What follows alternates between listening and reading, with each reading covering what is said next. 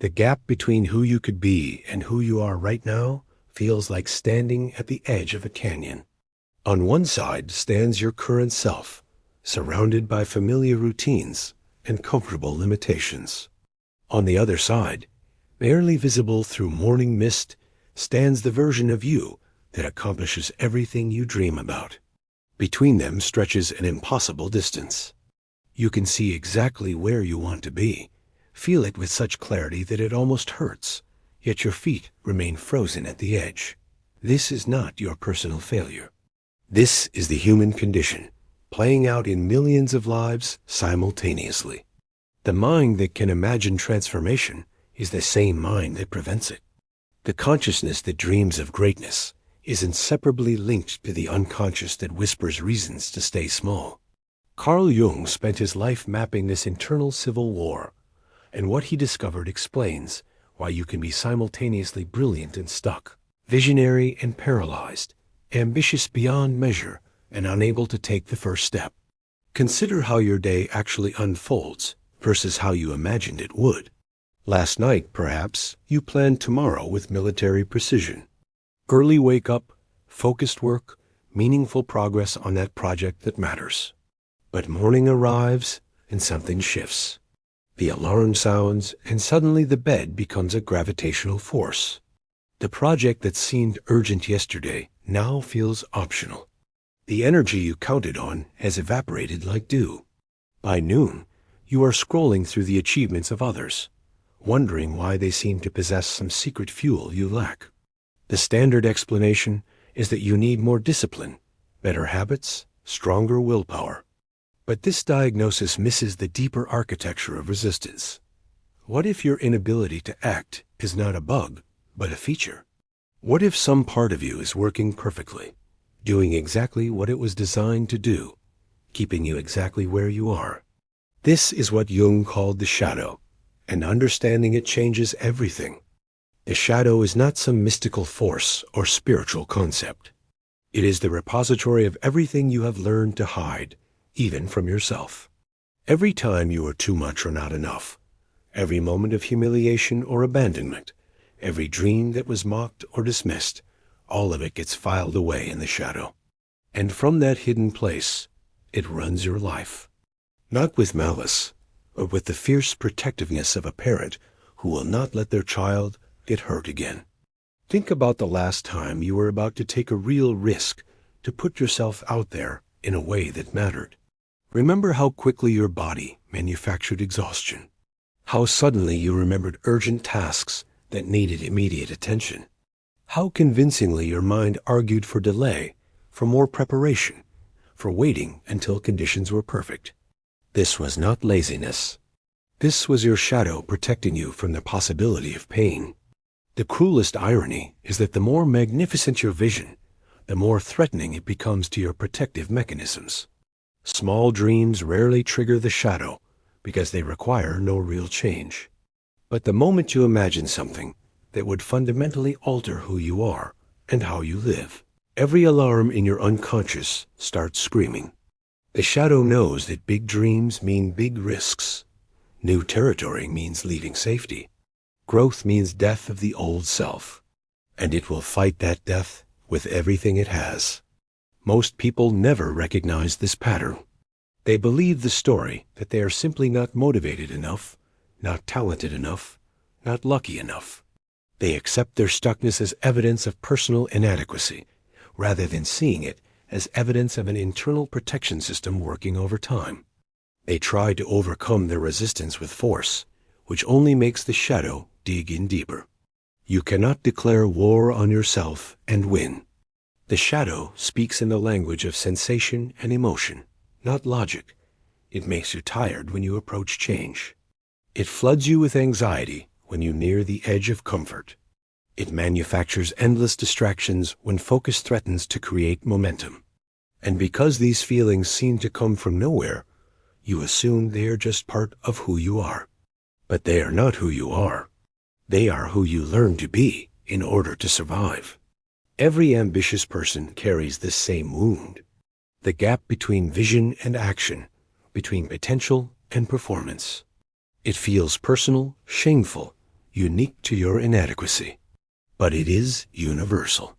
The entrepreneur who cannot launch, the artist who cannot create, the lover who cannot commit, all of them are fighting the same invisible battle. The shadow does not care about your dreams. It cares about your survival, and it defines survival as staying exactly where you are. This creates a special kind of suffering. You are too aware to be content with mediocrity, but too protected to risk excellence. You live in the space between, tortured by possibility, but paralyzed by habit. Days turn into months, turn into years, and the gap between who you could be and who you are becomes a chronic ache. You wonder if this is just who you are, if some people are simply meant to dream while others are meant to do. But Jung discovered something else, something that changes the entire equation. The shadow is not your enemy. It is your protector, using outdated maps. The resistance you feel is not weakness. It is strength misdirected. The part of you that stops you from starting is the same part that could fuel unstoppable momentum, if only you knew how to work with it instead of against it. The shift begins not with conquering the shadow, but with curiosity about it. What is it protecting you from? What old pain is it trying to prevent? What does it believe will happen if you actually change? These questions open doors that willpower alone can never unlock, because the shadow responds not to force, but to understanding, not to shame, but to compassion, not to demands, but to patient dialogue. This is where the real work begins. Not in motivation or discipline or morning routines, but in the quiet conversation between the part of you that dreams and the part of you that fears. Between the conscious mind that wants to soar and the unconscious mind that remembers falling. Between ambition and protection, vision and survival, the future you imagine and the past you carry. The protection runs deeper than you think. Every defense mechanism you have developed, every pattern of avoidance, every elaborate excuse your mind creates, all of it serves a hidden economy of safety. You are not randomly lazy or mysteriously unmotivated. You are precisely calibrated to avoid specific dangers that may no longer exist, but feel eternally present to your nervous system. Consider what actually happens in the moment before action. You sit at your desk, ready to begin the work that matters. Your hand hovers over the keyboard. And then, like clockwork, the urgency drains away. Suddenly, you need water. You need to check that one thing. You need to research just a bit more. Each deflection feels completely reasonable in the moment. Your conscious mind has no idea it is being hijacked by deeper programming that equates visibility with danger, success with abandonment, achievement with unbearable pressure. This is not abstract psychology. This is your lived experience, playing out in real time every single day. The presentation you do not finish protects you from judgment. The application you do not submit protects you from rejection. The conversation you do not have protects you from conflict. Each non-action is actually an action, a choice made by parts of you that you cannot directly access, but that control you nonetheless. Jung understood that we are all multiple, not in a pathological way, but in the normal functioning of the psyche. You contain multitudes, different aspects of self that want different things. The ambitious part that sets the alarm for 5 a.m., the protective part that hits snooze 6 times, the visionary part that sees exactly what needs to be done, the survivor part that remembers what happened last time you tried. These parts are not aligned. They are at war. And until you broker peace, you will remain their battlefield. The tragedy is that most of us try to win this war through domination. We attempt to crush the resistant parts, shame them into submission, override them with pure will. But this is like trying to defeat your own immune system. The harder you fight, the stronger the resistance grows. The more you hate your limitations, the more limited you become. Violence against the self, even psychological violence, only creates more fragmentation. What you resist persists because resistance is a form of relationship. When you fight your laziness, you are actually feeding it energy. When you shame your fear, you are actually strengthening it. A shadow grows stronger in opposition, weaker in understanding. This is why every attempt to force change through self-hatred fails. You cannot heal what you refuse to hold. There is another way, though it requires a kind of courage that productivity culture never mentions. A courage to slow down and listen to your resistance instead of trying to overcome it. To ask your procrastination what it is protecting you from. To investigate your fatigue with genuine curiosity. What you discover might surprise you. Behind laziness, you might find grief for dreams that died. Behind procrastination, you might find rage at having to perform for approval. Behind confusion, you might find the clarity you have been avoiding because it demands action. Behind every shadow behavior is a story, usually an old one, about what happens when you show up fully in the world. Perhaps you were the child whose achievements were never enough, so you learned that trying only leads to disappointment. Perhaps you were the one whose success threatened others, so you learned to dim your light to preserve connection. Perhaps you were punished for mistakes, so you learned that not starting is safer than risking failure. These lessons sink deep into the body, below conscious memory, and from there, they run your life. The body keeps score in ways the mind cannot access. That heavy feeling when you approach your dreams is not laziness, but memory. That sudden exhaustion when opportunity appears is not weakness, but wisdom. Outdated wisdom, but wisdom nonetheless. Your nervous system is trying to protect you from dangers that may have been real once, but now exist only as ghosts. This is why logic fails. You cannot think your way out of a pattern that was not created by thinking. You cannot reason with responses that predate your ability to reason. The part of you that freezes when it is time to act does not speak the language of goals and plans and rational argument. It speaks the language of sensation, emotion, image, and dream. To communicate with this part requires a different approach. Instead of demanding change, you must offer safety. Instead of pushing forward, you must first go back. Instead of adding more pressure, you must remove old pressure that has been carried so long you forgot it was there. This is not retreating. This is excavating the foundation so you can build something that will actually stand. The process is messy because healing always is. You might find tears you have not cried, anger you have not expressed, fears you have not admitted.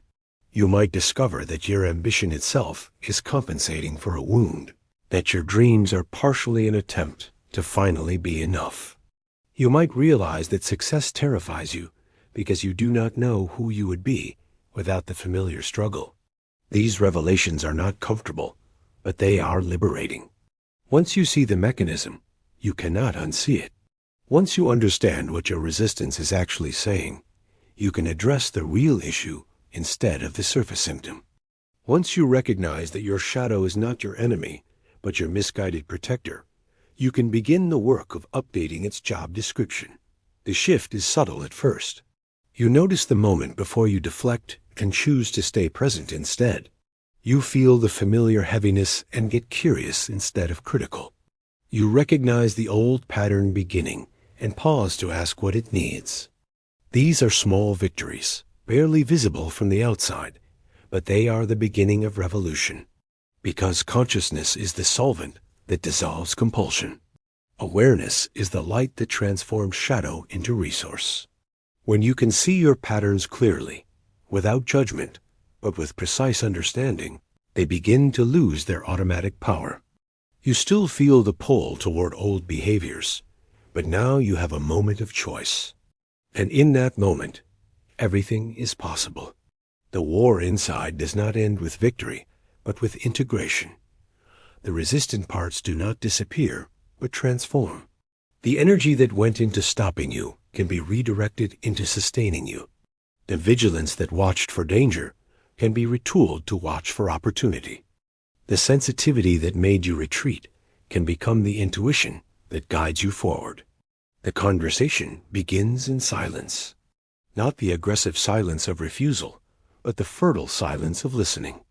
You sit with yourself without agenda, without demanding change, without the constant noise of self-improvement. In this space, something remarkable happens. The parts of you that have been screaming for attention through resistance finally feel heard, and they begin to speak more clearly. You discover that dialogue is possible with aspects of yourself you thought were enemies. The procrastinating part, when approached with curiosity rather than contempt, might reveal that it is actually the part that knows you need rest. The fearful part, when given permission to express itself, might share wisdom about which risks are worth taking and which are repetitions of old trauma. The ambitious part, when examined closely, might admit that it is running from something as much as toward something. This internal conversation requires a different quality of attention than you are used to. Not the harsh spotlight of judgment, but the gentle illumination of awareness. Not the demanding parent voice that insists on immediate change, but the patient presence that creates space for truth to emerge. You are learning to be with yourself the way you would be with a frightened child, because that is essentially what your shadow contains, the frightened children you once were. A practice is deceptively simple. When you feel resistance rising, instead of pushing through or giving in, you pause. You place a hand on your chest and ask, "What are you trying to tell me?" You wait without forcing an answer. Sometimes what comes is an image, a memory, a sensation. Sometimes it is just more silence. But consistently, patiently, you keep showing up for this internal dialogue, and slowly the frozen parts begin to thaw. What emerges often surprises. The laziness you have been fighting might actually be rebellion against living someone else's definition of success. The confusion that clouds your direction might be protecting you from admitting what you really want, because what you really want would disappoint people you love. A fatigue that descends when you approach your dreams might be the weight of carrying everyone else's expectations along with your own. These insights do not come all at once. They surface in layers, each revelation making space for the next. And with each understanding comes a choice. Do you continue the pattern now that you see its source? Do you maintain the protection now that you know what it costs? Do you keep the armor now that you realize the war is over? The answer is not always immediate or obvious. Sometimes you need to sit with the protection a while longer, honoring its service before you can release it. Sometimes you need to grieve what you lost while you are being so careful not to lose anything. Sometimes you need to rage at the years spent in suspended animation before you can step into motion. This is where most people quit, not because the process is not working, but because it is.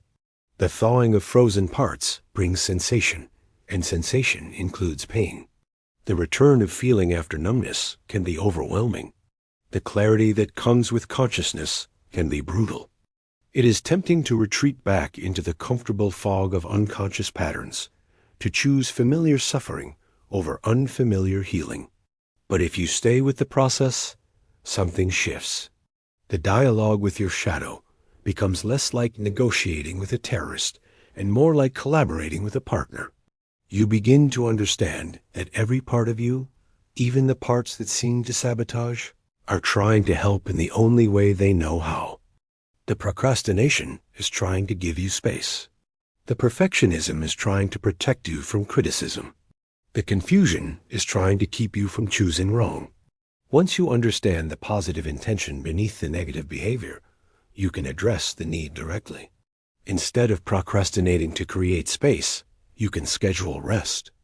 Instead of perfectionism to avoid criticism, you can develop resilience. Instead of confusion to prevent wrong choices, you can accept that all choices involve risk. You are not eliminating your shadow, but educating it, updating its strategies, giving it new tools. The practice becomes daily, moment by moment. You catch yourself reaching for distraction and pause to ask what you are avoiding. You notice the familiar heaviness descending and get curious about what it is protecting you from. You feel the old pattern starting and consciously choose whether to follow it or try something new. not with force, but with awareness, not with judgment, but with choice. Small actions become experiments in courage. Sending the email you have been avoiding, not because you have conquered fear, but because you are willing to feel it. Starting the project you have been postponing, not because you have eliminated doubt, but because you can hold doubt and action simultaneously. Having the conversation you have been dodging, not because you have scripted the perfect words, but because you trust yourself to find them. Each small action is a renegotiation with your shadow. Each completed task is proof that the danger it was protecting you from is manageable. Each step forward updates the internal map that has kept you frozen. You are not becoming fearless. You are becoming fear-friendly. You are not eliminating resistance. You are transforming it into information. The shadow begins to trust you in a way it never could when you were at war with it. It sees that you will not force yourself into danger unnecessarily. It observes that you can handle discomfort without dying. It notices that visibility does not automatically mean destruction, and slowly, carefully, it begins to loosen its grip. This is not a linear process. Some days the old patterns reassert themselves with stunning force. Some weeks you feel like you have made no progress at all. But if you track carefully, you notice that the valleys are not as deep, the resistance not as total, the recovery not as long. You are developing resilience, not through avoiding difficulty, but through practicing recovery. The dialogue continues, deepens, becomes more sophisticated. You learn to distinguish between the voice of healthy caution and the voice of outdated fear. You recognize the difference between genuine need for rest and avoidance disguised as self-care. You can tell when your ambition is coming from inspiration versus compensation. The internal conversation becomes more nuanced, more honest, more useful. And in this ongoing dialogue, something beautiful happens. The parts of you that were at war begin to recognize they are on the same team. The dreamer and the protector, the ambitious and the cautious, the part that yearns and the part that fears, they all want you to thrive. They just had different definitions of what thriving meant and different strategies for achieving it. Integration is not a destination you arrive at, but a practice you embody. The parts of yourself that once seemed irreconcilable begin to find their proper relationship. The dreamer learns to consult with the protector before making plans. The protector learns to trust the dreamer's vision of what is possible. They become allies instead of enemies, advisors instead of adversaries, each contributing their wisdom to the whole. This is when sustainable change becomes possible. Not the violent upheaval of forcing yourself into a new shape, but the organic evolution of growing into who you are always capable of becoming. The energy that was locked in internal conflict becomes available for creation. The attention that was consumed by self-monitoring can turn toward the world. You stop being your own problem and start being your own resource. The blueprint for action emerges naturally from this integration. You no longer need external motivation because you have accessed your internal drive. You no longer need rigid discipline because you have developed conscious choice. You no longer need to overcome resistance because you have transformed it into guidance. The same forces that kept you stuck now propel you forward, not because they have changed their nature, but because you have changed your relationship with them. Daily practice becomes less about forcing yourself to do things and more about creating conditions where right action naturally arises. You design your environment to support your intentions. You structure your time to honor both ambition and restoration. You choose relationships that celebrate your growth rather than depending on your limitation. You are not fighting your nature anymore. You are working with it, channeling it, directing it toward what matters. The morning ritual shifts from battleground to conversation. Instead of demanding that you leap from bed into productivity, you allow a gradual transition. You check in with all parts of yourself. The part that wants to achieve, the part that needs rest, the part that fears judgment, the part that yearns for expression. You negotiate the day ahead with all voices at the table. Some days achievement wins, some days rest wins. But always, the decision comes from wholeness rather than fragmentation. The work itself transforms when approached from integration. Projects that once felt impossible become simply challenging. Tasks that triggered massive resistance become opportunities to practice new patterns. The blank page or empty canvas or waiting opportunity no longer carries the weight of all your unresolved history. It is just a space where you can show up as you are, complete with doubts and dreams, fears and capabilities. Setbacks take on new meaning in this framework. When you fall back into old patterns, which you will, it is not failure but information. Something in the system needs attention. Some part of you feels unsafe and has retreated to familiar protection. Instead of adding shame to the situation, you get curious. What triggered the regression? What need went unmet? What conversation needs to happen internally? The setback becomes a teacher rather than a judgment. You develop what Jung called a transcendent function, the ability to hold opposites without requiring resolution. You can be simultaneously afraid and courageous, doubtful and committed, tired and determined. These are not contradictions to be solved, but tensions to be lived. The capacity to contain complexity without demanding simplicity is what allows real growth. You stop needing to be one thing and allow yourself to be whole. The relationship with time changes fundamentally. You are no longer racing against some imagined deadline where you finally become enough. You are not postponing life until you achieve some future state of readiness. You recognize that transformation happens in this moment, with this choice, in this conversation with yourself. The future you are creating is constructed from present moments of conscious engagement, not from some dramatic breakthrough that may never come. Community becomes essential, not as audience for your performance, but as mirror for your reality. You need others who are also doing this work, who understand the territory of shadow integration, who can reflect back to you when you are falling into old patterns or when you are genuinely growing. The isolated heroic journey of self-improvement transforms into the connected human journey of becoming. You are not trying to transcend humanity, but to fully embody it. The shadow never fully disappears, and this is actually good news. It remains as a sensitive instrument, alerting you when you are approaching edges, when old wounds are activated, when growth is imminent. But now you know how to read its signals. When resistance arises, you recognize it as information rather than obstacle. When fear speaks, you listen for the wisdom within the warning. When exhaustion descends, you honor the need it represents while questioning the form it takes. Success, when it comes, feels different than you imagined. It is not the triumphant conquest of limitation, but the patient integration of all parts of self. It is not the absence of fear, but the presence of courage. It is not the elimination of doubt, but the capacity to act despite uncertainty. It is not becoming someone else, but finally becoming who you always were beneath the layers of protection and performance.